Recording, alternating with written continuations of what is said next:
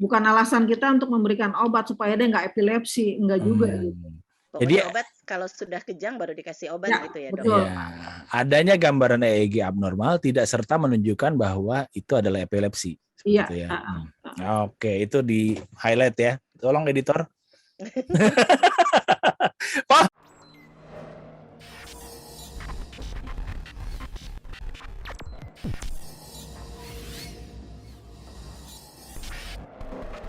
Assalamualaikum warahmatullahi wabarakatuh. Alhamdulillah kita bertemu kembali di podcast Dr. IC berbagi stage for the real experts, masih dalam tagline yang sama, duduk manis, berpikir kritis dan tetap optimis. Dan ini spesial karena kita ternyata diminta ikut meramaikan satu hari ya, Epilepsy Awareness Day katanya ya.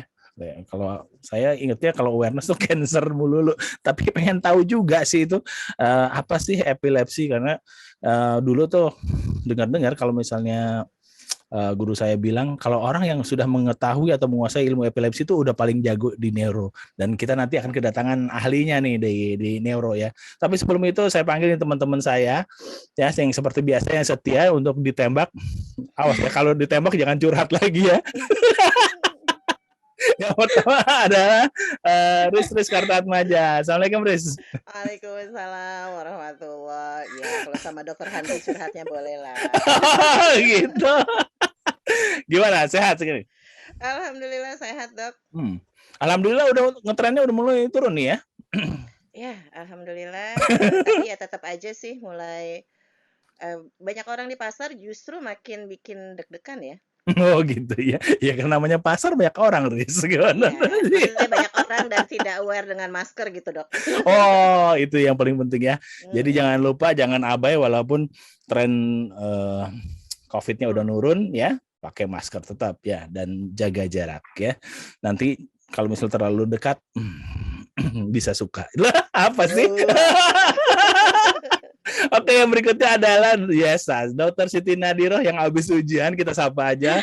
Ipo, assalamualaikum Po. Waalaikumsalam warahmatullahi wabarakatuh. Terima kasih dokter. Gimana Po? Bisa ujiannya?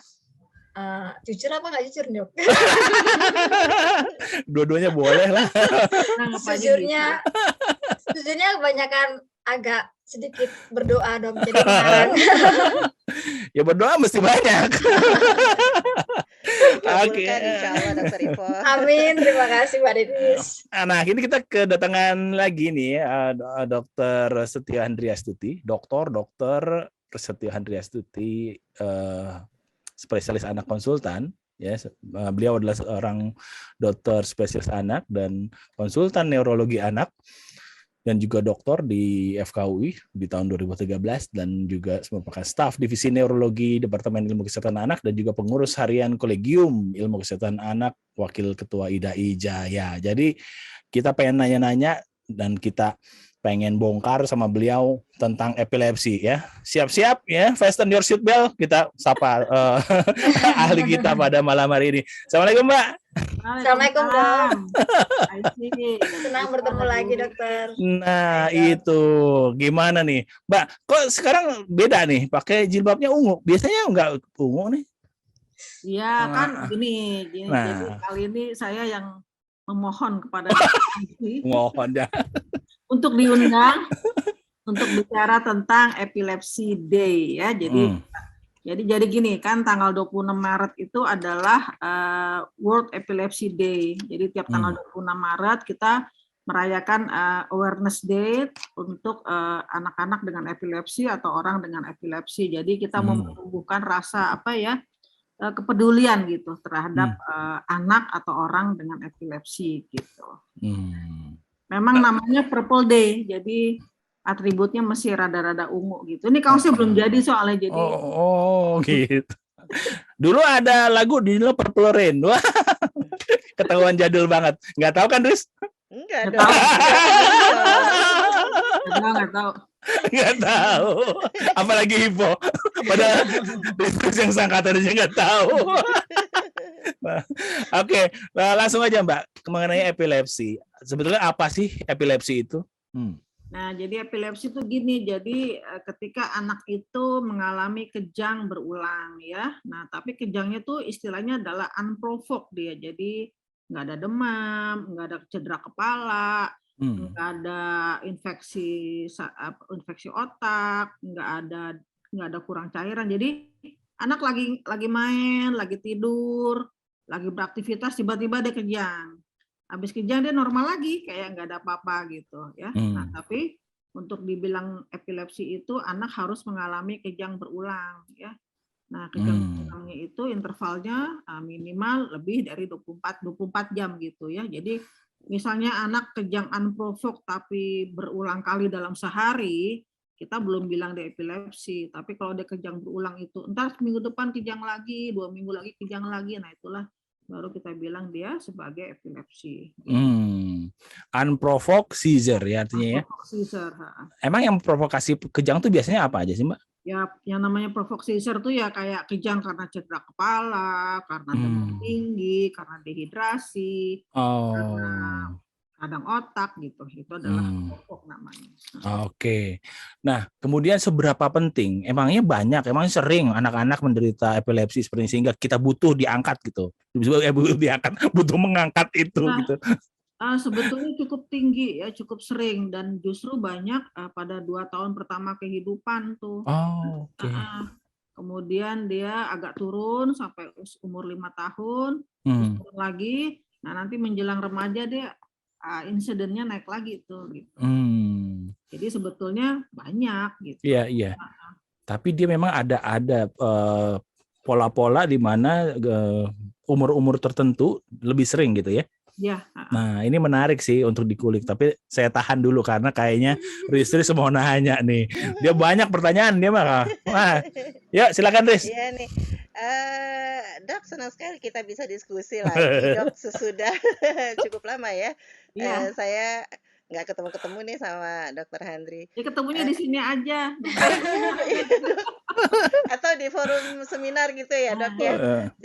Jangan saya pas di ruangan konsul. Dok, tadi kan dokter bilang kalau dia kejang berkali-kali dalam satu hari itu nggak termasuk itu belum bisa ditegakkan diagnosa epilepsi, Dok. Meskipun dia kejangnya itu tiba-tiba gitu aja, Dok, tapi dia berulang terus gitu, Dok, dalam satu hari gitu, Dok. Itu kalau dia bukan epilepsi lantas mengarahnya kemana gitu, Dok? Ya, kita bilang dia first unprovoked seizures ya. Nah, tapi kan first unprovoked seizure itu juga harus dilakukan pemeriksaan EEG.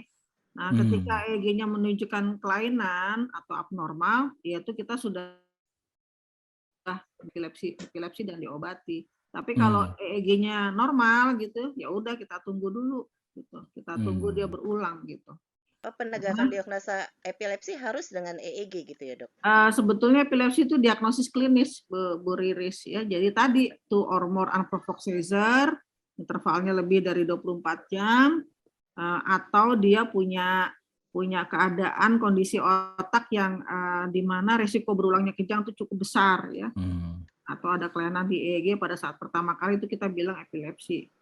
Nah, kalau unprovoked seizure itu bisa 50% berulang, bisa juga 50% enggak gitu.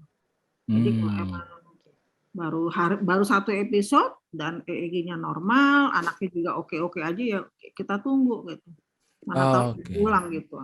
Tadi batasan intervalnya berapa, Mbak? Buat itu? Lebih dari 24 jam. 24 jam. Iya, mesti kita tanya tuh, kejang pertama jam berapa, kejang terakhir jam berapa. Jadi epilepsi itu betul-betul diagnosis klinis, artinya dari kita harus detail nanya tipe kejangnya berapa lama, frekuensinya berapa, intervalnya berapa, pas kejang tuh anaknya ngapain gitu. Sebetulnya apa sih yang menyebabkan epilepsi tersebut dan dikaitkan dengan kok di 2 tahun pertama dia sering, lalu kemudian kok itunya turun lagi, kemudian naik lagi di episode umur berikutnya gitu? Ya, jadi satu genetik ya. Nah, sekarang dengan majunya macam-macam pemeriksaan penunjang itu ternyata juga ada banyak penyebab ya. Riwayat infeksi di masa lampau bisa juga. Misalnya dia dulu 2 tahun yang lalu dia radang otak, habis itu dia sembuh, terus tiba-tiba dia kejang, ya. Nah, itu bisa juga. Atau juga imunologi, jadi ada juga jenis epilepsi yang kaitannya sama kelainan imunologi. Yang keempat adalah memang ada kelainan struktur otak gitu. Nah, inilah yang cukup sering pada anak gitu. Itu ada tukang es di mana? Waktu depan rumah saya. Tersangkanya langsung diem. Oke. Tahu aja tukang es, gue lagi haus ya. Oke, Po, silakan Po kalau ada pertanyaan, Po. Baik, terima kasih Dokter Handri. Kalau misalnya penyebabnya ternyata masih yang kemungkinan karena efek yang lama, kalau misalnya bukan karena itu, tapi kadang-kadang kan usia 2 tahun kurang itu kan tipe kejangnya kita kadang-kadang nggak khas ya dok. Jadi kadang-kadang tuh saya aja kadang-kadang masih bingung ini beneran kejang nggak ya? Kan kadang ada tipe-tipe yang cuma matanya doang yang gerak, kedip-kedip, tapi beberapa kali diulang, atau kayak diem aja, terus nanti karena diem aja bengong, terus kan bingung nih keluarganya, kok kayak gini sih anak saya. Nah, pas kita ketemu kan ini bingung nih, bukan ya gitu kan. Nah, pasti kita konsulkan. Tapi sebenarnya awareness-nya kita pada anak kita bisa mengarahkan, oh ini harus segera diobatin itu yang seperti apa. Jadi modelnya yang gimana, apa yang kita harus tahu. Terus berikutnya, ya jadi kalau memang anak itu mengalami kejang berulang yang kita curiga epilepsi, apalagi pada anak kurang dari 2 tahun, itu memang betul-betul harus kita diagnosis dengan tepat dan cepat. Terus kalau memang betul harus kita obati, karena kalau enggak, kalau kejangnya bertambah sering itu ganggu perkembangan otaknya gitu ya. Bentuknya bentuk kejang itu sebetulnya sih sama aja sih semuanya ya, artinya dia bisa kejang vokal, bisa kejang umum. Vokal itu misalnya matanya ngelirik satu arah, atau kakinya tangannya kaku atau kelojotan di satu sisi aja gitu ya. Nah, kalau kejang vokal itu bisa anaknya sadar, bisa juga enggak. Hanya kejang umum anak nggak sadar. Nah, kalau epilepsi itu tangannya akan sama gitu, kayak gitu lagi gitu. Itu lagi. Jadi kalau emang orang tua ada curiga, dok anak kok kayak ada yang gitu ya. Nah, kalau itu ternyata repetitif gitu ya, berulang-berulang, ya itu kemungkinan kejang gitu. Atau sekarang orang tua udah pada pinter, direkam sama dia gitu. Direkam pakai HP kan, terus kirim dia ke dokter. Oh iya ini mah kejang Bu gitu ya. Misalnya matanya kedip-kedip gitu. Tapi kedip-kedip lagi anaknya bengong gitu. Orang tua sih biasanya udah tahu kok ini kok aneh ya, ada yang aneh gitu. Walaupun dia juga nggak tahu anehnya nih, ini anehnya kenapa gitu. Tapi kalau yang jelas kayak kelojotan gitu sih orang tua udah tahu ya. Dok, berarti itu berhubungan kalau misalnya kan dia satu tempat berulang di satu tempat. Berarti di otak itu sebenarnya aliran listrik yang bermasalah ya tempatnya sama gitu ya dok? Ya memang, jadi kejang itu kan karena adanya lepas muatan listrik yang berlebihan gitu, kayak konslet gitu kan di sel saraf kita. Nah itu ya biangnya di satu lokasi itu. Bisa cuma di situ, bisa juga dia nyebar ke tempat lain, atau bisa juga dia langsung nyebar ke dua belah otak gitu ya. Nah itulah fungsinya EEG. Jadi kalau EEG itu kita bisa lihat satu, fokus kejangnya ada di mana sih. Kedua emang dia kejangnya umum gitu ya. Atau kita ada yang namanya sindrom epilepsi kayak absans, tahu ya? Nah, epilepsi absans itu kan bengong aja ya? Ya bengong. Nah, itu kan sindrom epilepsi itu jadi terdiri dari satu usianya tertentu, dua jenis kejangnya kayak contohnya absen dia bengong gitu kan, bengong tiba-tiba dia lagi ngerjain sesuatu tiba-tiba berhenti, dipanggil nggak noleh, ditepuk nggak noleh. Nah, terus EEG-nya khas gitu ya, ada gelombang paku ombak atau tajam ombak 2-3 Hz per detik gitu kan. Nah, kalau udah ada 3 kriteria itu maka kita bisa bilang deh adalah childhood absent epilepsy kalau pada anak atau juvenile absent epilepsy pada remaja. Gitu. Jadi seperti itu fungsinya EEG.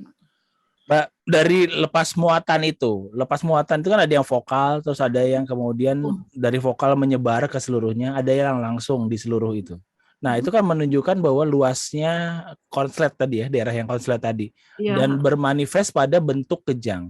Ya. Apakah selalu bentuk yang umum itu lebih buruk kemungkinannya daripada yang vokal? Enggak juga. Enggak juga, tergantung jenis epilepsinya juga. Ya, kalau misalnya kayak absans gitu gampang diobatin, bisa sembuh. Kayak yang myoclonic tuh yang kayak kaget jerk gitu, itu juga mudah sembuh. Tapi misalnya ya, kalau vokal jadi umum pada remaja, nah itu hati-hati. Berhadapan dengan satu epilepsi vokal yang agak sulit diobati dengan obat aja gitu. Itu kayak epilepsi lobus temporal, epilepsi lobus frontal itu sulit. Oke, tuh udah nama-namanya aja udah puyeng nih. Berarti bisa ini ya dok ya, bisa berubah dong dok pola kejangnya tadi dari vokal kemudian berubah jadi ke kejang umum gitu dok? Enggak, jadi gini, Allah itu baik ya, maha pemurah gitu, maha penyayang. 60-70% epilepsi pada anak itu adalah jenis epilepsi yang mudah diobati, Bu Riris. Alhamdulillah. Satu obat ya, sampai 2 tahun bebas kejang udah selesai. Nah, tapi yang sisanya yang 30-40% itu, nah itulah yang sulit gitu. Jadi itulah termasuk yang tipe kejang yang berubah-berubah kayak sindrom Lennox-Gastaut. Tapi kalau yang gampang-gampang itu ya kejangnya modelnya itu ya udah itu aja. Gitu. Asik itu. Jadi kita cuman ngapalin yang 30%-nya ya. Sekarang 70% udah itu. Kan 60-70% itu jatahnya dokter anak umum obatin. Iya gitu ya. Yang 30% kirim ke dokter Andre. Oke. Nah, Mbak, tapi kan pertanyaan orang tua begini. Ini kejang atau misalnya anaknya kaget gitu. Gimana bedainnya sama bentuk yang lain yang bukan kejang? Ya gini, kan tadi unprovoked namanya. Kalau kaget beneran emang ada yang ngagetin. Gitu. Nah, kalau epilepsi itu ya dia tiba-tiba aja dia kaget, nggak ada apa-apa. Dia lagi megang gelas tiba-tiba pecah. Dia lagi megang piring tiba-tiba jatuh. Nah, itu hati-hati. Jadi makanya deskripsi serangan itu sangat penting buat kita gitu. Gitu. Jadi apa aja nih dok yang perlu diperhatikan misalnya buat orang tua? Pertama pola kejangnya gitu dok. Terus apa lagi dok? Durasinya atau kemudian kapan dia timbul? Lagi tidur atau beraktivitas ya. Nah biasanya kejang itu timbul pada saat tidur. Pada saat anak mau tidur dari sadar ke ngantuk-ngantuk tidur atau baru bangun tidur tuh. Itu frekuensi kejang akan lebih banyak muncul pada saat-saat itu. Jadi harus itu observe betul serangannya. Iya. Wah. Po, silakan Po. Ya, mau nerusin yang tadi dok. Dok, sebenarnya epilepsi kan 60% bisa sembuh. Berarti kita ngasih kabar baik ya buat pasien. Ya, betul. Nah, untuk pengobatannya tuh dok, biasanya berapa lama? Terus pernah ada kasus dok. Waktu itu dia anak dapat obat, namun karena sudah merasa sehat, itu obat dia berhenti sendiri. Jadi tidak sesuaikan nunggu 2 tahun bebas kejang dulu ya dokter kalau berhenti ya. Itu berhenti sendiri, suatu ketika dia muncul lagi, munculnya lagi itu malah lebih berat, dia ada kayak tangannya sebelah kiri itu lemah dok, jadi udah nggak kayak biasa lagi. Nah itu nanti gimana ya dok?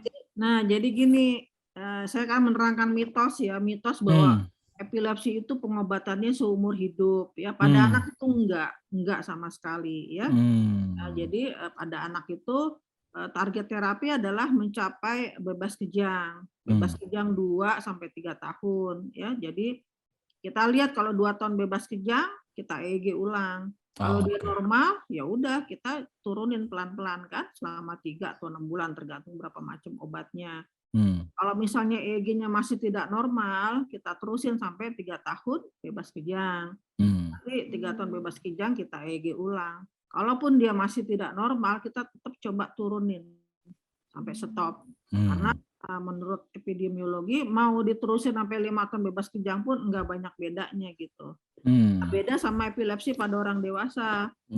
Orang dewasa kan karena memang ada satu degeneratif proses ya. Nah, itu biasanya memang terus obatnya. Jadi itu angin segarnya gitu loh. Jadi bahwa epilepsi itu tidak seumur hidup pada anak ya, minum obatnya. Nah, yang pada kasus yang Dokter Ipoh bilang itu memang kalau belum 2 tahun bebas kejang, angka rekurensinya akan lebih tinggi. Emang banyak orang tua yang gitu. Entar kalau udah itu ngaku dosa, iya dok. Sendiri. Tapi menarik ya. Jadi di dalam epilepsi sendiri udah terbukti juga ya Dogma bahwa anak itu tidak sama dengan orang dewasa. Iya, ya. beda. Terus tadi yang lemes sebelah, ya mungkin dia kejang vokalnya lama. Iya, udah lama ya. Itu nggak bisa balik tuh dok akhirnya. sel-sel saraf yang, kita mesti lihat penyebabnya gitu. Nggak bisa balik, masih MRI, masih dilihat ada kerusakan otak apa enggak. Iya, jadi mesti pemberhentian obat itu mesti di bawah terapi dokter juga ya, kita mesti lihat juga. Oke, Mbak, ini mungkin orang tua banyak bertanya-tanya mengenai pengaruh dari epilepsi terhadap kecerdasan gitu ya. Terus apakah kemudian kalau misalnya apalagi ditambah dengan obat gitu, apakah kecerdasan anak saya ini akan menurun gitu dengan atau dipengaruhi oleh penyakit maupun pengobatannya? Ya, tentu tergantung jenis epilepsinya itu sendiri ya. Ada epilepsi yang memang berat kayak spasma infantil, sindrom Lennox-Gastaut, juga Dravet syndrome, karena itu juga selain dia bentuk kejangnya juga berat, sering banget. Kedua penyebabnya juga tergantung penyebabnya. Kalau penyebabnya adalah kelainan otak, ya itu sih berat ya. Tanpa dia kejang pun itu juga sudah mengganggu perkembangan. Dengan dia kejang ya akan berisiko lagi. Nah itu harus kita kasih tahu ke ibu, ke orang tuanya dari awal gitu. Yang tadi saya bilang 60-70% itu adalah epilepsi yang mudah diobati, artinya anaknya ya normal-normal aja gitu. Iya. Oke, jadi nggak berpengaruh yang di 60-70% itu ya terhadap kecerdasannya ya. Wah, oke. Oke, silakan Riz. Saya nyambung aja dok, yang tadi pertanyaannya dokter Ipo dengan dokter Aisy yang tadi itu dok. Kalau yang salah satu faktor yang menyebabkan orang tua itu menyerah untuk di tengah jalan untuk memberikan OAE ke anaknya itu kan pertama itu tadi faktor bosen dan merasa anak sudah sembuh. Kedua, nah ini dok, kekhawatiran kebanyakan minum obat nanti merusak ginjal atau merusak livernya, itu benar nggak dok? Oke, jadi gini, memang begitu kita diagnosis epilepsi, yang sebetulnya juga keputusannya juga nggak mudah, artinya kita harus betul-betul yakin bahwa ini epilepsi, baru kita obatin. Karena tadi kan konsekuensinya minum obatnya lama. Kita harus edukasi betul ke orang tua bahwa ini obat jangka panjang, sampai 2 tahun bebas kejang. Nah orang tua sering salah tangkep nih, dikira sampai umur 2 tahun, atau minum obatnya 2 tahun, padahal 2 tahun bebas kejang. Ya, jadi kemudian kita terangkan juga bahwa ada faktor-faktor lain yang bisa mengakibatkan kejangnya kambuh juga. Misalnya nggak patuh berobat, terus anaknya kurang istirahat, kecapean, terus juga kurang tidur, ya. Nah, itu juga men-trigger serangan kejang. Nah, soal dia nanti kekhawatiran efek samping, prinsip kita adalah dalam pengobatan epilepsi adalah satu obat, ya. Kalau bisa satu obat aja. Dengan dosis serendah mungkin yang sudah bisa membebaskan kejang. Itu udah prinsip yang nggak bisa ditawar-tawar gitu. Ya, jadi metabolisme obat kejang kan sebagian besar di hati ya. Nah, jadi kita monitor juga. Nah, biasanya keluhannya kalau udah ada efek samping itu kuning di mata, ya kemudian mual muntah. Nanti kita harus periksa fungsi hati. Tapi sekarang tuh udah nggak direkomendasikan lagi pemeriksaan darah secara rutin gitu. Dulu kan tiap 6 bulan, tiap 3 bulan, sekarang enggak, kecuali ada keluhan gitu. Iya. Oke, jadi ya prinsipnya kalau misalnya bisa monoterapi gitu ya. Gitu. Iya. Tapi mungkin kalau misalnya kita nih sebagai dokter nih, Dokter Handri. Nah, berapa lama evaluasi itu untuk menentukan bahwa ini kita perlu tambah nih? Ya, jadi kan kita udah diagnosis epilepsi nih, kita kasih obat ya. Kita evaluasi pertama sih 2 minggu. 2 minggu suruh kontrol. Kalau nggak kejang, ya udah terusin aja obatnya kan. Tapi kalau masih kejang kita naikkan dosisnya. Nah, prinsipnya adalah pada setiap kontrol kita tanyain obatnya minumnya teratur nggak. Misalnya dia masih kejang nih, kita tanya dulu, jangan main naikin dosis obat. tanya dulu jam minum obatnya benar apa enggak, kemudian pola tidurnya bagus apa enggak ya. Pola tidur tuh harus sesuai umur ya. Jadi misalnya anak balita tuh ya tidur siang, jam 9 harus sudah tidur. Kalau anak balita jam 12 malam baru tidur, walaupun dia minum obat kejang, tetap kejangnya bisa tidak terkontrol.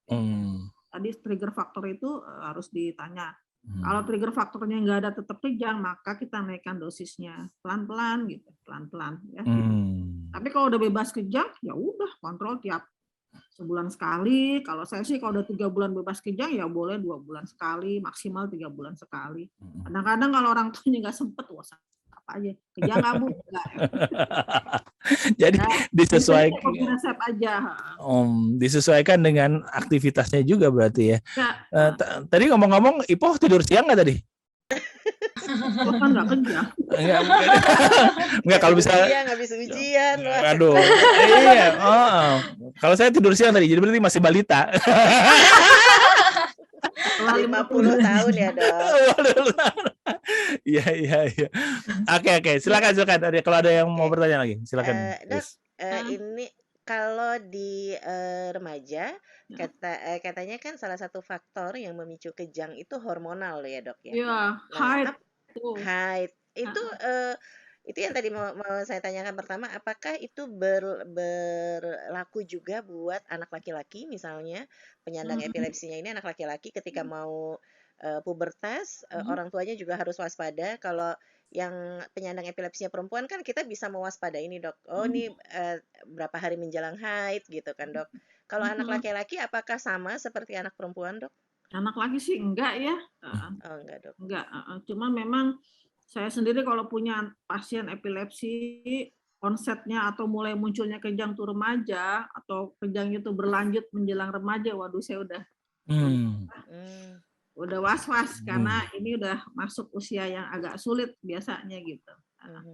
Tapi kalau bisa sampai dewasa kalau remaja ya, Dok? Ya, yang menjelang haid itu juga terutama, nah itu orang tuanya dan anaknya itu sendiri mesti catetin tuh dia kejang berapa lama menjelang haid atau selama haid atau gimana. Yang susah kalau haidnya nggak teratur. Batasan remaja 11 tahun ke atas kan? 12 tahun ke atas. 12 tahun. Oke. Iya, sebagai remaja saya harus aware.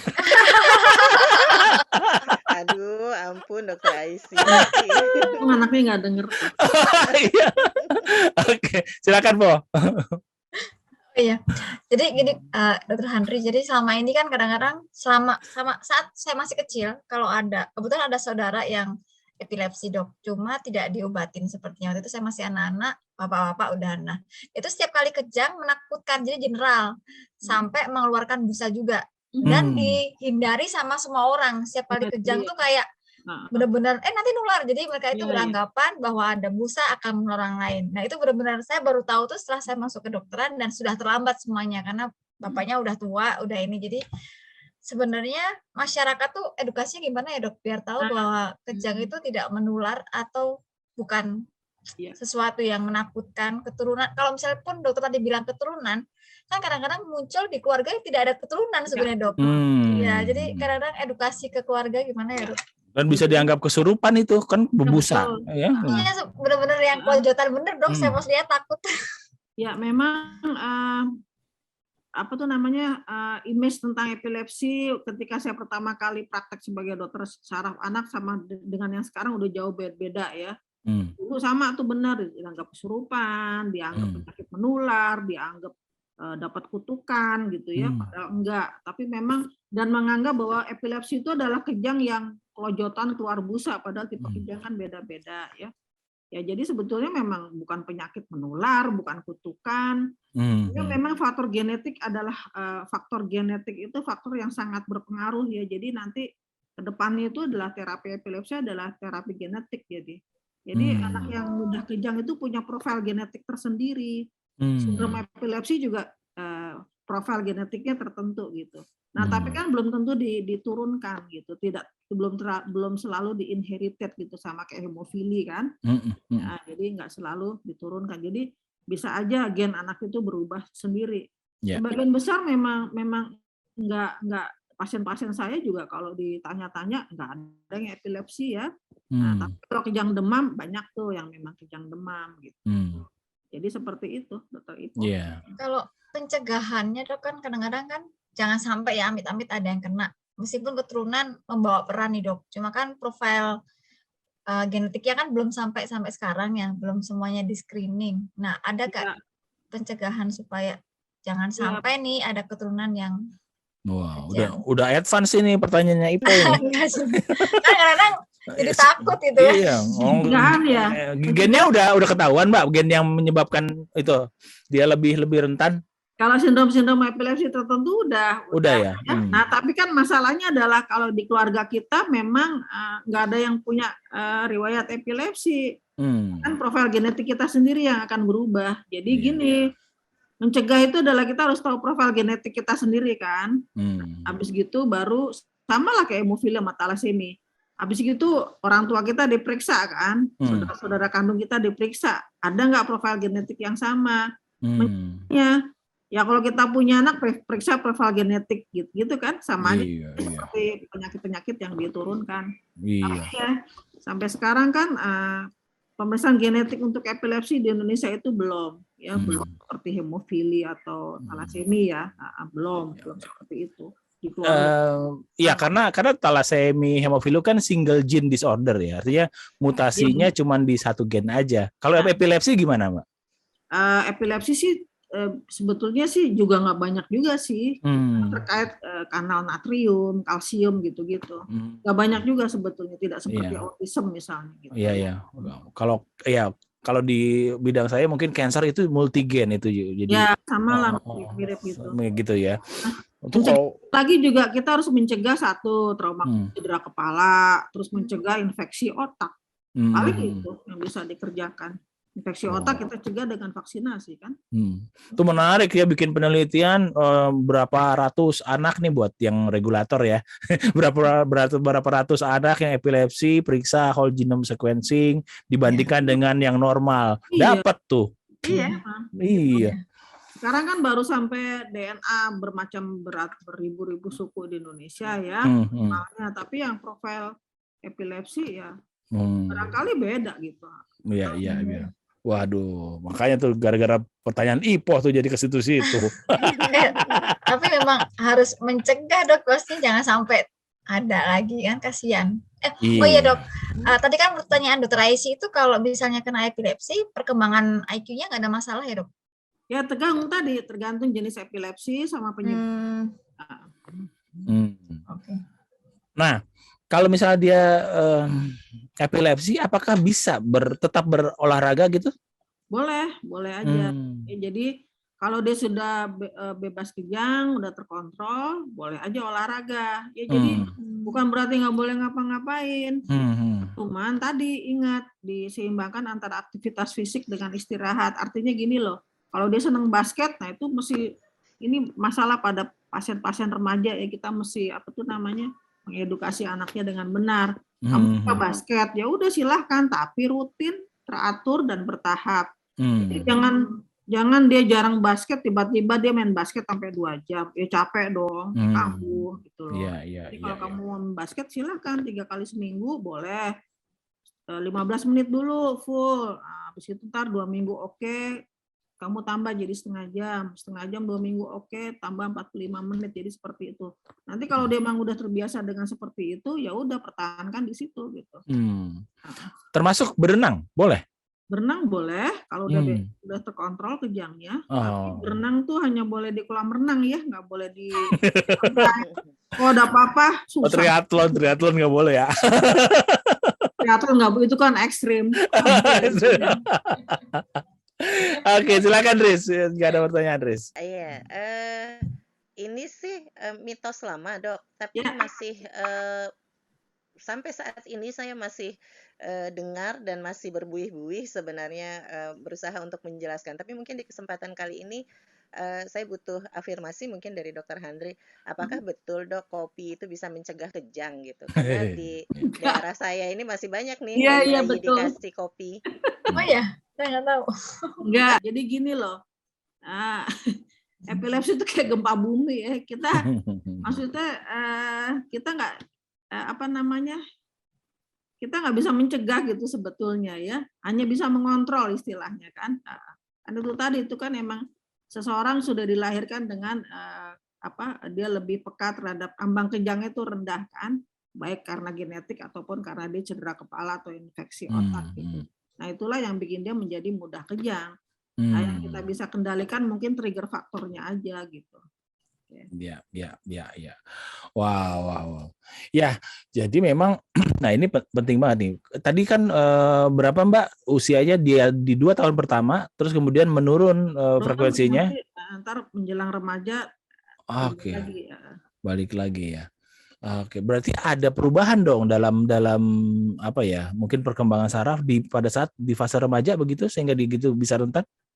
Ya, kalau 0 sampai 2 tahun kan kita otak masih berkembang memang ya. Jadi memang ada salah satu bagian otak yang sel-sel sarafnya masih ambang kejangnya masih rendah kan bisa juga neurotransmitternya juga masih belum seimbang. Tapi kalau remaja ya mungkin kemungkinan faktor hormonal juga pengaruh. Dan kedua memang ada sindrom-sindrom tertentu yang memang timbulnya pada usia tertentu gitu. Oke. Ya kayak tadi juvenile tuh remaja, anak, nah kayak benign Rolandic epilepsy itu pada anak usia sekitar 7 tahun gitu ya, 7-8 tahun, itu sebetulnya epilepsinya ringan aja. Dia sebetulnya bisa hilang umur 11 tahunan gitu. Wow. Ini semakin ditanya semakin keluar nih bahasa yang aneh-aneh ini. Gitu. Ini kayaknya akan lebih aneh-aneh lagi nih kalau saya nanya pertanyaan saya yang berikut. Tanya aja. Di sini bebas curhat, nggak dilarang. Dok, tadi kan kita sudah bicara yang di angka 70% penderita epilepsi, dia sangat besar kemungkinannya untuk sembuh. Iya, bebas. Oh ya, kita nggak pakai sembuh ya, Dok ya, pakainya terkendali dengan atau tanpa obat gitu ya, Dok ya. Nah, ini kalau di pasien-pasien yang 30% ini nih, Dok nih, di populasi yang 30%. Itu terapinya itu apa saja, Dok, yang dilakukan? Kan umumnya satu obat, tapi kan di populasi 3% ini 30% ini banyak ya, Dok ya, yang sering bongkar pasang obat, kemudian ada kombinasi. Apa saja sih sebenarnya, Dok, terapinya yang pilihannya ya? Ya, pilihannya, Dok. Pertanyaannya berbobot ya. Wih. Oh, seperti berat badan saya, Dok. Enggak, maksudnya gitu. Pertanyaannya bagus banget ya. Jadi gini, kalau satu obat dengan dosis maksimum nggak terkontrol juga, ya kita masuk obat kedua ya. Masuk ke obat kedua, kalau sudah terkontrol, maka obat yang pertama kita coba turunkan dan kita stop. Tapi kalau pada yang populasi 30-40% itu, biasanya perlu politerapi, jadi 2 obat. Nah, kalau 2 obat maksimal itu masih belum terkontrol juga, kita udah bisa bilang ini epilepsi intractable, epilepsi resisten obat, gitu ya. Nah, jadi sekarang kita evaluasi lagi. Nah, pilihan lain adalah 1, diet ketogenik. Ya, diet ketogenik untuk anak epilepsi, bukan buat nurunin berat badan ya. Terus kedua, bedah epilepsi. Ketiga, stimulasi nervus vagus. Itu 3 opsi itu, Bu Riris. Kita evaluasi gitu. Kalau yang diet ketogenik itu, Dok, nggak apa-apa lah ya, kalau kali ini saya ketemu Dokter Handri boleh curhat ya, Dokter Aisy. Iya. Penasaran bener nggak sama diet ketogenik? Ya, karena ini sekalian melengkapi Dokter Titis waktu itu, Dok. Kan waktu itu saya pernah konsul ya sama dokter tentang anak saya, kemungkinannya untuk melaksanakan diet ketogenik. Waktu itu dokter bilang diet ini harus sangat dipantau. Saya harus tidak boleh lepas kontak dengan dokter dan dokter spesialis gizi anak yang akan memandu diet ketogenik saya. Sebenarnya risikonya apa saja sih, Dok, kalau kita sembarangan melakukan diet ketogenik pada anak dengan epilepsi, Dok? Iya, jadi makanya diet ketogeniknya bukan untuk yang nurunin berat badan. Nah, jadi itu kan prinsipnya adalah tinggi lemak, mengurangi karbohidrat. Ya, jadi targetnya adalah 3:1 atau 4:1 ya. Harus bertahap. Karena itu kan tinggi lemak kan enek ya. Kita harus menilai akseptabilitas penerimaan anak itu bisa apa enggak. Kedua, kita mesti ngontrol itu timbulnya keton urin. Nah, kalau biasanya rata-rata menurut literatur sih dia bebas kejang kalau keton urinnya +3 gitu ya misalnya. Nah itulah yang harus dipantau. Karena kalau enggak nanti resikonya adalah tadi kolesterolnya naik, kemudian juga terbentuk batu gitu loh. Dan diet ketogenik ini juga nggak selamanya sih, ya. Trial tuh 3 bulan. Nah kalau bagus kita terusin sampai 6 bulan. Nah itu maksimal sampai 1 tahun kita bisa berikan. Ya jadi kita lagi ada penelitian diet ketogenik juga, tapi bukan diet ketogenik yang klasik yang 4:1. Kita yang 3:1, modified Atkins namanya. Jadi itu supaya bisa lebih acceptable sama anak-anak kita yang sudah terbiasa makan karbohidrat. Jadi karbohidratnya bisa lebih tinggi. Nah itu hitung-hitungannya ribet gitu loh. Nah itu hanya ahli nutrisi metabolik yang paham gitu. Iya. Bareng memang. Iya. Jadi jangan bisa diet sembarangan ketogenik mumpung tren. Iya, bukan, beda. Nah nanti pertama-tama harus ketemu kan, nanti ketemu dietitiannya. Nanti kalau udah berikutnya rumahnya pasiennya jauh, kita bisa video call kok. Selama pandemi ini kita juga untuk kontrol video call. Yang penting nanti keton urinnya kan dilihat tuh tiap hari. Nah, ibunya tinggal foto, lapor ke kita. Oh iya nih ketonnya sekian gitu. Gitu. Jadi apa namanya, jangan ngaku-ngaku keto padahal bukan keto ya, karena batasan keto tuh ini juga ya, apa namanya,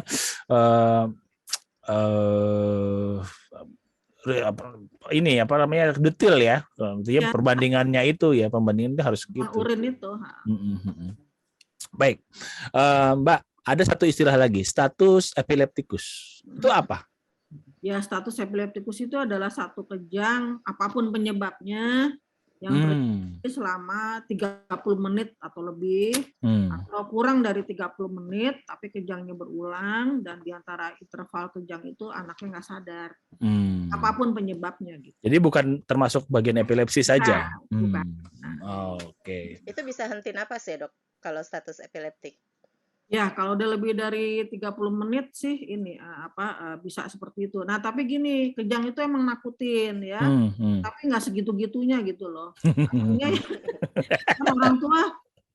karena orang tua panik banget kan. Iya. Mati lah, takut anaknya ini. Nah, yang bikin yang ketika tubuh udah nggak bisa mengkompensasi itu adalah tadi kondisi status. Lebih dari 30 menit kalau kejangnya umum. Kalau kejangnya vokal itu lebih dari 60 menit. Nah, tapi ya Allah tuh kan maha pemurah ya. Bagian besar kejang itu kalau kambuh ya sebentar-sebentar aja. 2 menit. Nah, makanya orang tua kita ajarin untuk kasih itu obat kejang yang lewat gitu, yang lewat. Gitu. Oke. Waduh, banyak banget yang kita udah dapat. Masih ada pertanyaan, Po? Masih. Mumpung ada ahlinya. Soalnya kalau di luar podcast ini ada kwitansinya. Iya. Enggak ya? Oke. Pakai nama Dr. Aisyah jadi nanti gratis. Oh gitu ya. Alhamdulillah. Ya silakan, Po. Dr. Handri, kalau misalnya anak kecil, balita atau bisa dikatakan kurang dari 6 bulan kena kejang, padahal dia masih punya tahapan untuk vaksinasi, itu gimana dok ngasihnya? Kan kadang-kadang kita kalau jaga-jaga klinik untuk vaksin anak, wah ada kejang, wah nggak berani pasti, dokter anak aja gitu. Nah, nggak apa-apa. Nggak apa-apa, itu kejang itu bukan kontraindikasi vaksinasi ya, nggak apa-apa. Berarti sementara meskipun dia yang penting obatnya terkontrol, datang nggak kejang, kita suntik-suntik aja ya dok ya? Ya, ini termasuk pada vaksin COVID, jadi kita sampai keluarin surat layak vaksin COVID gitu kan? Iya. Kan? Udah langsung keluar tuh rekomendasi dari ILAI juga International League Against Epilepsy bahwa justru anak dengan epilepsi ini adalah termasuk kelompok rentan yang harus justru dapat prioritas vaksin COVID gitu. Nggak apa-apa, nggak ada kontraindikasi. Wow. Kalau di pengalaman dokter Handri sendiri, biasanya anak epilepsi itu masuk rawat inapnya karena apa ya dok? Selain status epileptikus? Ya kejangnya hari itu kumatnya sampai lebih daripada biasanya.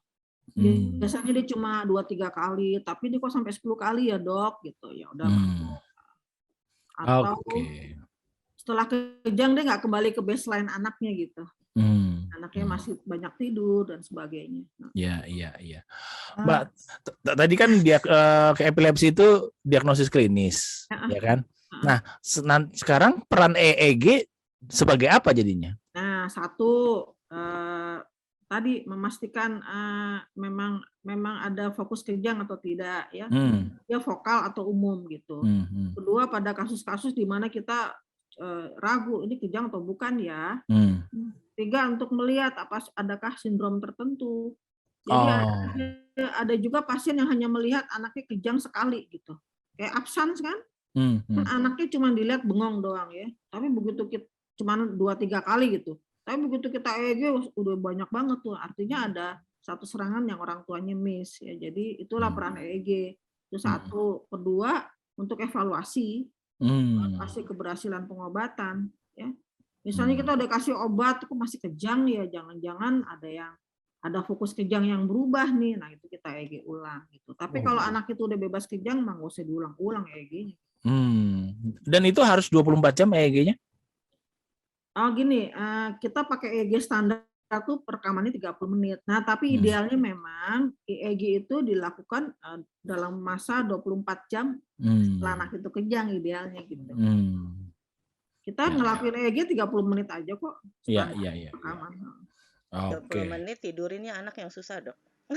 Ya. Curcol. Iya, curcol. Ya memang karena nggak boleh pakai obat tidur, Bu Riris. Jadi tipsnya apa waktu itu, Riz? Oh, saya begadangin, Dok. Karena perawat EEG-nya sudah, Bu, sama Dokter Handi nggak boleh dikasih klorohidrat, nggak boleh dikasih apa-apa, pokoknya tidur alami. Begadangin. Iya, sampai kejadian pernah sekali Jasmine itu karena memang saya ajak main dari tengah malam dengan harapan dia tidur, kemudian dia kejang dong di ruang EEG. Iya, ya dapat jadinya kan. Iya. Dapat. Pada beberapa kasus memang kita sengaja memprovok gitu supaya timbul kejang. Ketika kita ngasih obat kok masih kejang gitu, jangan-jangan ada fokus kejang yang lain gitu. Jadi emang sengaja diprovok supaya dia kejang, ada yang baik gitu. Oke. Wow. Saya curcol lagi boleh? Iya. Senang banget deh pada saat siapa bintang tamunya Dokter Handri. Oh iya, kalaupun nggak bisa juga bisa-bisain. Ya silakan. Iya, Dok, waktu Nada itu kan kebetulan dia lahir waktu kami masih tugas belajar di Jerman ya, Dok. Di sana itu kan pemeriksaan anak-anak usia dininya itu sangat baik dibandingkan di sini ya, waktu itu 23 tahun yang lalu ya, Dok ya. Dan salah satu pemeriksaan yang dilakukan ketika melihat bahwa anak saya itu punya kelainan kepala, itu adalah EEG, Dok. Jadi EEG pertama Nada itu waktu umur 3 bulan, kemudian yang kedua 6 bulan, dan waktu di 6 bulan itu diketahui bahwa Nada itu punya banyak gelombang paku, Dok. Tapi serangan pertamanya itu tetap di 2 tahun, Dok. Memang bisa gitu ya, Dok? Ya, jadi gini, sebetulnya kita nggak ngobatin EEG ya. Anak-anak normal pun sekitar 25-30% itu ada kelainan di EEG. Ya, tapi kalau emang dia nggak pernah kejang, secara klinis yang kita kelihatan, ya kita nggak bilang dia epilepsi gitu. Ya. Artinya banyak dong, Dok, anak-anak yang sebenarnya punya potensi kejang, tapi kemudian tidak terpicu gitu kejangnya, ya, tidak tercetus. Ya, tapi kan kita nggak ngobatin EEG gitu. Bu Riris. Jadi EEG tidak mencegah kejang gitu ya, Dok? Karena saya kepikiran aja kalau di Indonesia bayi-bayi dibuat di EEG gitu ketika mereka masih kecil untuk mengetahui apakah ini punya potensi epilepsi atau tidak gitu, supaya orang tuanya bisa lebih aware. Enggak juga. Yang lebih masuk akal adalah pemeriksaan genetik kalau emang di riwayat keluarganya ada epilepsi gitu. Itu pun juga bukan alasan kita untuk memberikan obat supaya dia nggak epilepsi, enggak juga gitu. Jadi obat kalau sudah kejang baru dikasih obat gitu ya, Dok? Betul. Ya, adanya gambaran EEG abnormal tidak serta menunjukkan bahwa itu adalah epilepsi. Iya. Ya. Oke, itu di highlight ya. Tolong editor. Oh, kayaknya tadi ada yang belum tuntas loh, Po. Silakan, Po. Ya, baik, Dokter.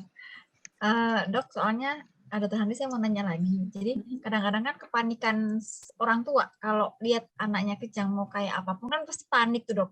Kok ini anak begini ya? Nah sebenarnya prepare-nya mereka selain kita bawain kadang mungkin mereka akan ke klinik yang terdekat. Sampai ke klinik udah nggak kejang nih. Terus mungkin kita bawain lah yang sup diazepam sup untuk jaga-jaga sambil ngajarin.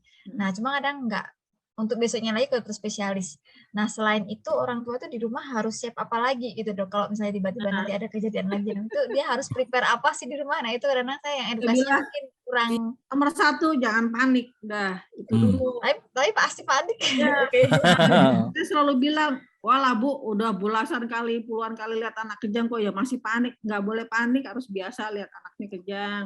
Satu, nggak boleh panik. Kedua, baringkan anak di tempat yang aman, terus dimiringin. Kenapa mesti dimiringin? Kalau dia pada saat kejang kan dia nggak bisa nelen liurnya sendiri kan, nah, itu bisa terkumpul di mulut. Nah kalau dia tersedak dia bisa tersedak oleh liurnya sendiri, makanya mesti dimiringin. Terus temenin dia sampai benar-benar kejangnya berhenti.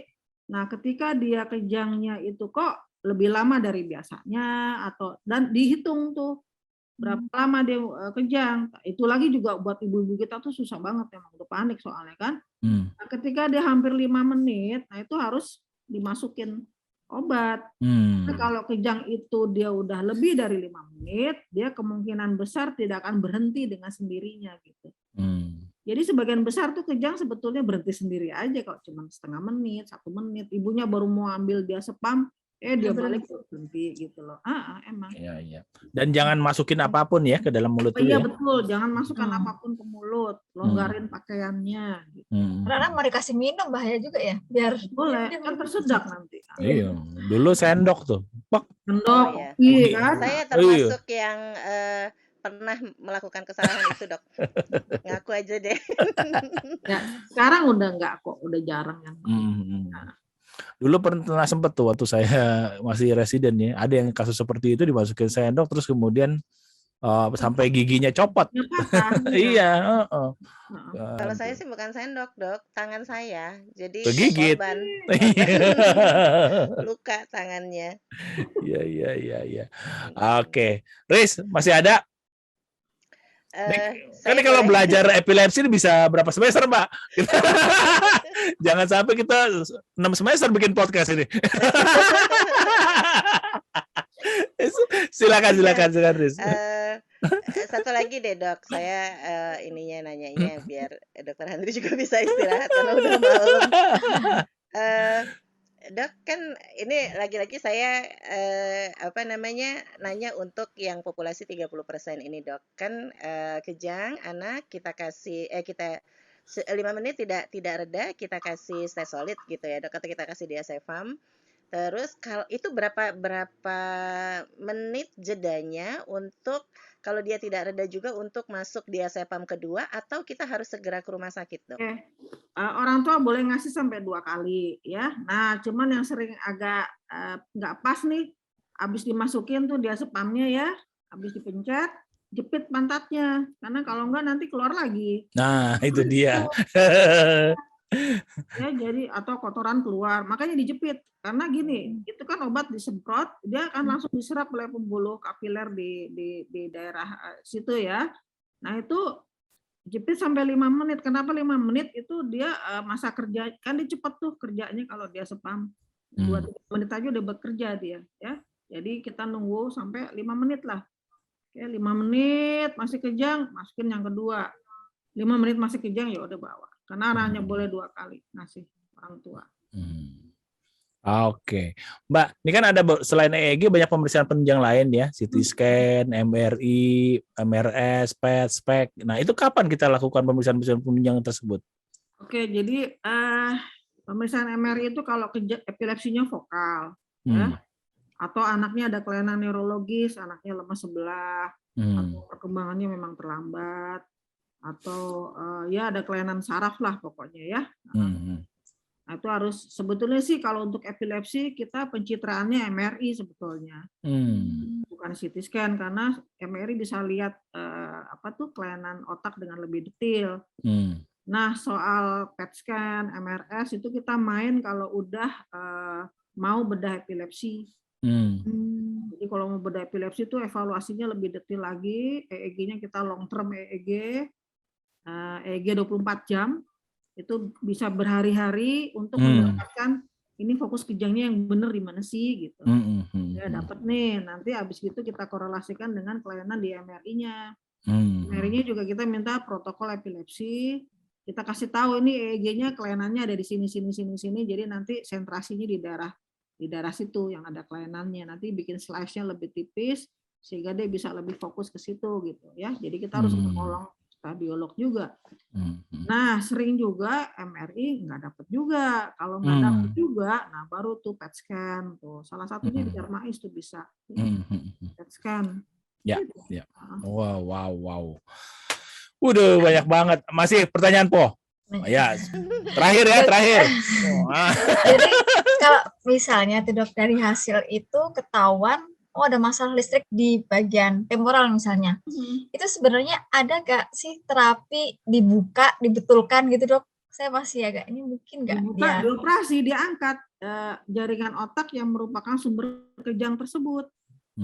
Bisa ya dok, berarti ada terapi operasi buat pasien epilepsi ya? Bisa, ini nanti nanti mau ada operasi ya, jadi nanti kalau mau lebih presisi lagi, itu pada saat sebelum dilakukan pemotongan, kita pasang elektroda nempel di otaknya.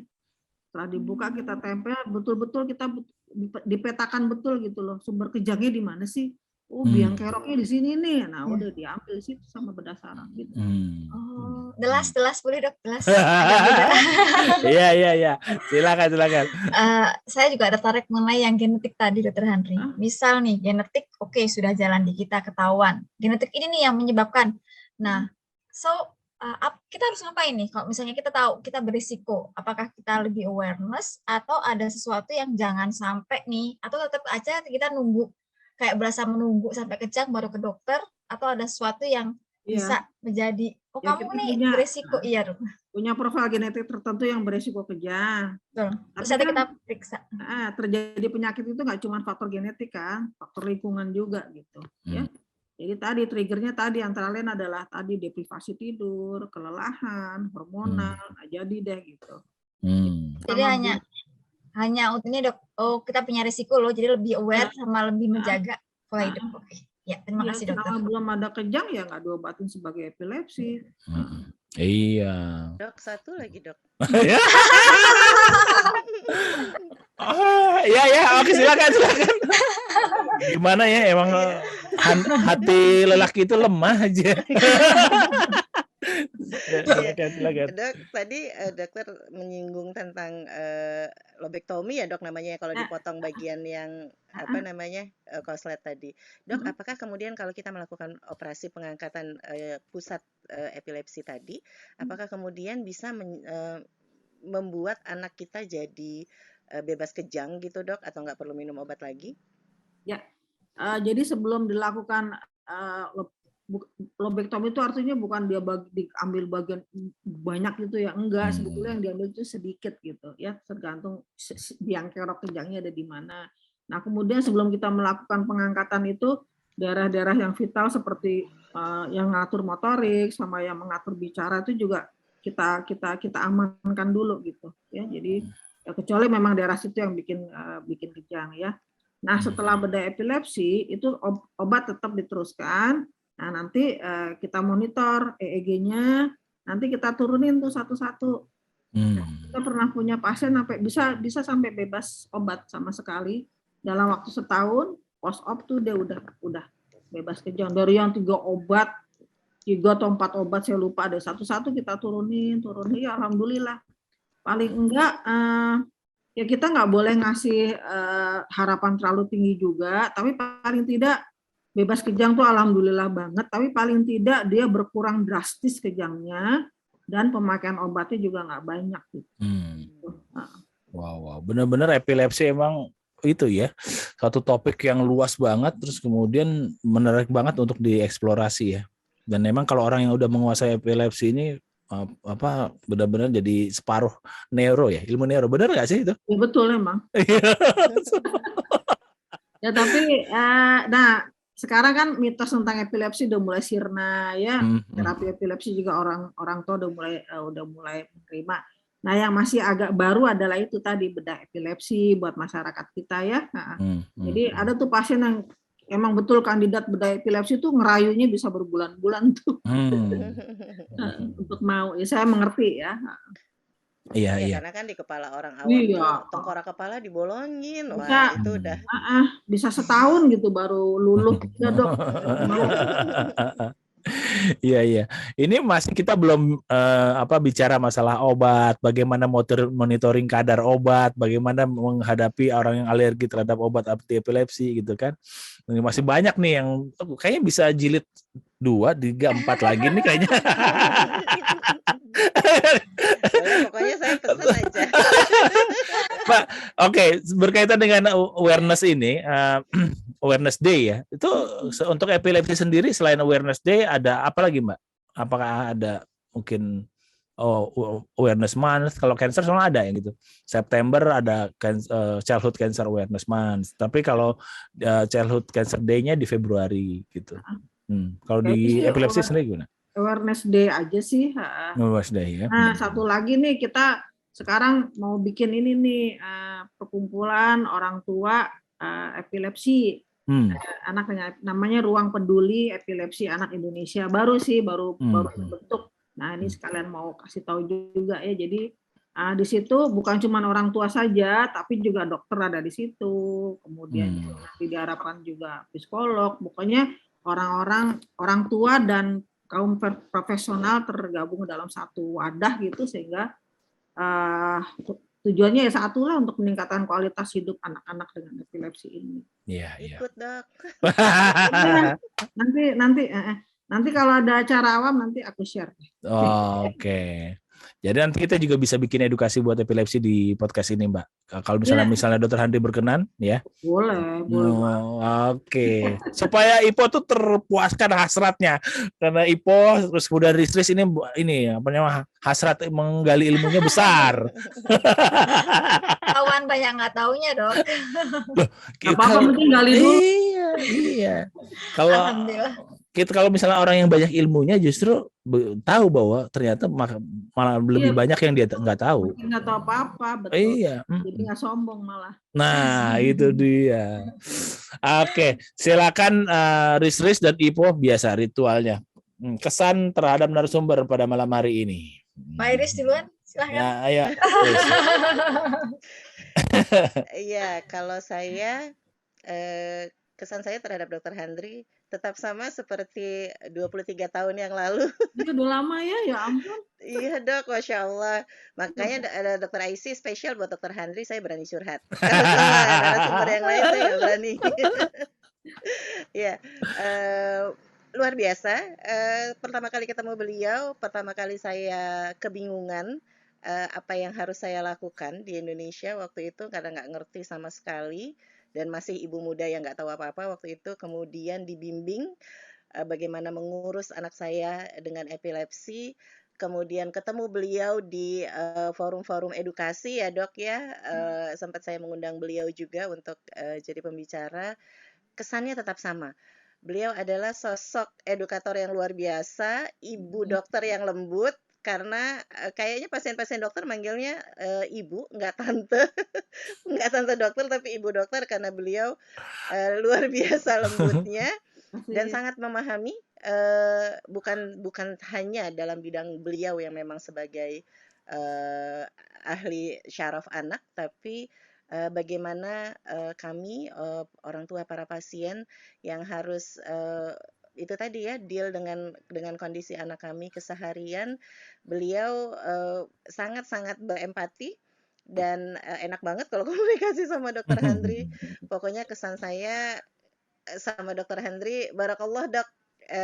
Saya mungkin juga pastinya banyak pasien-pasien dokter yang lain. Jangan nangis.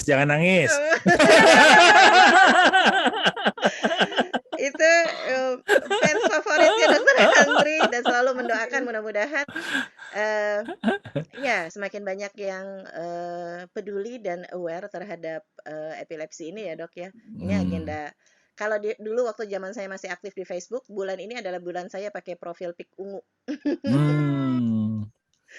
Gitu. Cuma kan saya sudah tidak sosmedan lagi, jadi nggak pakai profil pic ungu lagi. Makanya dia lebih senang, happy hidupnya nggak sosmedan lagi.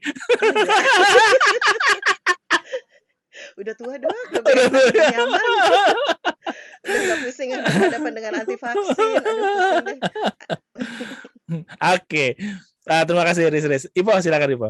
Ya, terima kasih Dr. Henry. Alhamdulillah hari ini dapat ilmu baru tentang epilepsi, membuka hati lagi, membuka yang lama. Oh, ternyata epilepsi itu lebih dari 50%, hampir 60-70% bisa disembuhkan. Iya. Jadi buat kita dokter umum, insya Allah masih bisa menghandle. Iya dong. Jika tidak bisa, tetap saya kembalikan ke Dr. Henry dan sejawat Dr. Henry. Alhamdulillah, terima kasih banyak dokter untuk ilmunya malam ini. Tetap luar biasa, dan dokter adalah sosok yang tadi pertama kali terbuka. Saya melihat dokter itu seorang dokter, ibu, dokter anak yang adem ayem gitu ya. Saya nggak tahu entah kenapa kalian dokter kayak lihat ustadzah gitu. Alhamdulillah. Terima kasih dokter. Aduh, jangan dianggap ustazah ah. Tapi benar loh, Dokter Ipo 20 tahun loh saya jadi pasien beliau. Saya nggak pernah ngelihat muka bete-nya Dokter Henry. Tuh kan? Beneran. Kalau sama Dokter Isi saya ketemu tuh. Saya kadang-kadang manusia biasa. Kadang-kadang bete juga. Mbak Andri, siapin pasir kalau dipuji-puji. Oke, terakhir Mbak Andri ini untuk take home message ya buat awam ya, mungkin yang orang tua yang anaknya menderita epilepsi, dan juga untuk dokter-dokter umum, ada pesan khusus yang bisa mereka bawa pulang, silakan. Oke, buat dokter umum, dokter anak, tolong kalau punya pasien yang kejang, tolong orang tuanya jangan ditakut-takutin ya, tapi diedukasi. Karena masih banyak juga yang seperti ini gitu. Jadi tolong edukasi dengan benar, beri support bahwa orang tua juga bisa menghadapi anak dengan epilepsi, anak dengan kejang, dan itu memang harus dibangkitkan rasa percaya dirinya. Juga untuk orang tua, ya semua anak pasti spesial ya, apapun anak yang diberikan oleh Allah, apapun yang terjadi itu adalah harus kita terima. Kalau anak didiagnosis epilepsi, kita mengerti bahwa mungkin ada fase denial, tidak percaya dan sebagainya, tapi itulah ada satu proses yang manusiawi ya, dan itu akan dialami oleh semua orang tua.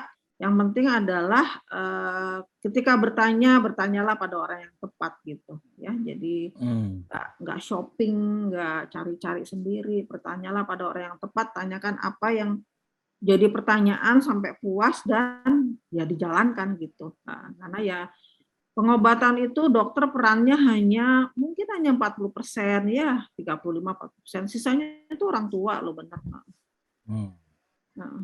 Oke. Oke, terima kasih Dr. Andi, dan ini luar biasa. Kita hampir 2 jaman. Gua rasa editor bakalan puyeng.